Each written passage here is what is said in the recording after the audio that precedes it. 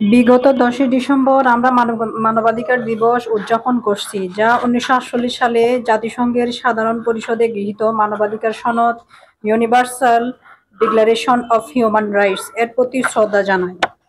মানবাধিকার শুধু একটি নীতিমালা নয়, এটি আমাদের জীবনের মৌলিক ভিত্তি। আজকের আলোচনায় আমি মানবাধিকার কি, এর ইতিহাস, এর গুরুত্ব আমাদের দেশে বা বিশ্বে এবং এর বর্তমান চিত্র, এর চ্যালেঞ্জ এবং আমরা কিভাবে মানবাধিকার রক্ষায় ভূমিকা রাখতে পারি এ বিষয়ে বিশদ আলোচনা করব। মানবাধিকার সংজ্ঞা ও ধারণা। মানবাধিকার হলো এমন কিছু অধিকার যা মানুষের জন্মগত। এটি এমন একটি অধিকার যা জাতি, ধর্ম, বর্ণ, লিঙ্গ, ভাষা বা সামাজিক অবস্থান নির্বিশেষে প্রত্যেকের জন্য প্রযোজ্য। জাতিসংঘের মানবাধিকার সনদে উল্লেখ করা হয়েছে 30টি মৌলিক অধিকার, যার মধ্যে প্রধান কয়েকটি হলো জীবনের অধিকার। জীবনের বলতে মানুষ জন্মগতভাবে যে মৌলিক 5টি অধিকার আছে: বাসস্থান, শিক্ষা, চিকিৎসা, বস্ত্র, বাসস্থান ইত্যাদি। স্বাধীনতার অধিকার। স্বাধীনতার অধিকার বলতে ব্যক্তিগত, যার মূলে যে অবস্থানে আছে সে অবস্থান থেকে তার অধিকার অর্জন। নিরাপত্তার অধিকার। নিরাপত্তা বলতে যারা সমাজে বা পরিবারের মধ্যে নিরাপত্তাহীনতায় ভুগতেছে তাদের অধিকার নিশ্চিত করা। শিক্ষা এবং কাজের অধিকার। মত প্রকাশের অধিকার। বিশেষ করে আমাদের বাংলাদেশের অনেকে গ্রামাঞ্চলে বা শহরাঞ্চলে অনেকে মত প্রকাশের অধিকার পায় না। যারা ক্ষমতাবান ব্যক্তি, বলতে গেলে রাজনৈতিক ক্ষেত্রে বা সমাজে যারা প্রভাবশালী, এরাই বেশি মত প্রকাশের স্বাধীনতা পায়, কিন্তু যারা নির্যাতিত বা দারিদ্র্যহীনতায় নিচে বসবাস করতেছে এরা মত প্রকাশের সুবিধা পায়। এই অধিকারগুলো আমাদের সম্মান, স্বাধীনতা বা ন্যায় বিচারের প্রতীক।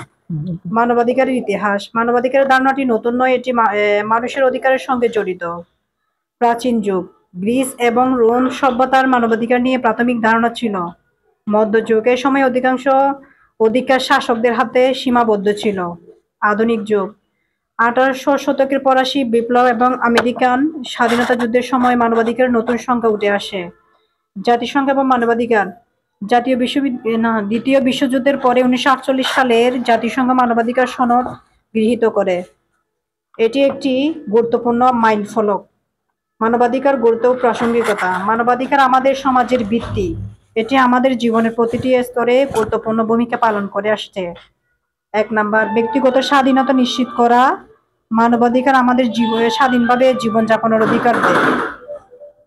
2 নাম্বার, সমাজে ন্যায় প্রতিষ্ঠা, এটি বৈষম্য দূর করে সবার জন্য সমান সুযোগ নিশ্চিত করে। 3, শান্তি ও স্থিতিশীলতা। যেখানে মানবাধিকার রক্ষা হয় সেখানে শান্তি বিরাজ করে। 4, উন্নয়ন। একটি দেশের অর্থনৈতিক ও সামাজিক উন্নয়ন নিশ্চিত করতে মানবাধিকার অপরিহার্য। মানবাধিকার লঙ্ঘনের উদাহরণ। মানবাধিকার লঙ্ঘন একটি বৈশ্বিক সমস্যা। এটি বিশ্বের বিভিন্ন প্রান্তে বিভিন্ন রূপে ঘটে। বিশ্বব্যাপী চিত্র দেখতে গেলে এক, শিশু শ্রম। জাতিসংঘের তথ্য অনুযায়ী প্রায় 16 কোটি শিশু শ্রমিক হিসেবে কাজ করে আসছে। 2, নারী নির্যাতন। অনেক দেশে নারীরা শিক্ষা, কাজ এবং মত প্রকাশের অধিকারে বাধার সম্মুখীন হচ্ছেন। 3, ধর্মীয় এবং জাতিগত বৈষম্য। ধর্ম বা জাতিগত পরিচয়ের কারণে বহু মানুষ বৈষম্যের শিকার হচ্ছেন। 4, যুদ্ধ এবং শরণার্থীর সংকট। সিরিয়া, ইয়েমেন এবং আফ্রিকার বিভিন্ন দেশে যুদ্ধের কারণে লক্ষ লক্ষ মানুষ বাস্তুচ্যুত হচ্ছেন। বাংলাদেশের চিত্র। আমাদের দেশে মানবাধিকার লঙ্ঘনের কিছু বিশেষ চিত্র রয়েছে। শ্রমিক অধিকার লঙ্ঘন, বিশেষ করে গার্মেন্টস কর্মীদের ক্ষেত্রে। প্রান্তিক জনগোষ্ঠীর শিক্ষার অভাব। নারী ও শিশুদের প্রতি সহিংসতা, মত প্রকাশের স্বাধীনতা সীমাবদ্ধ। মানবাধিকার রক্ষার চ্যালেঞ্জ। মানবাধিকার রক্ষায় আমাদের সামনে অনেক চ্যালেঞ্জ রয়েছে।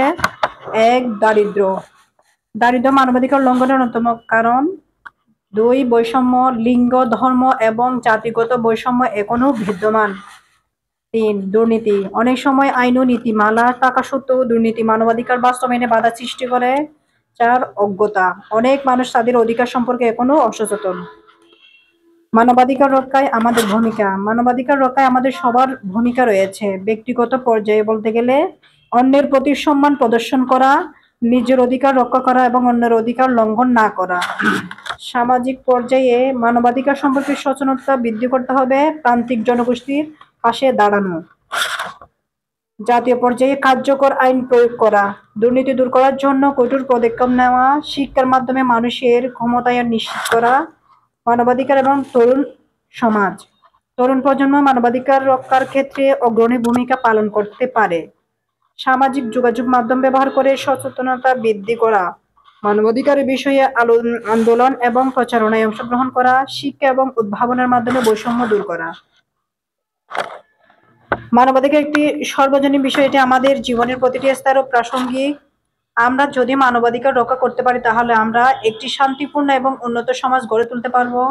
আজকের দিনে আমরা শপথ নিই যে আমরা নিজেদের এবং আমাদের চারপাশের মানুষের অধিকার রক্ষায় সচেষ্ট থাকব। মানবাধিকার কেবল একটি নীতিমালা নয়, এটি মানবতার প্রতিচ্ছবি।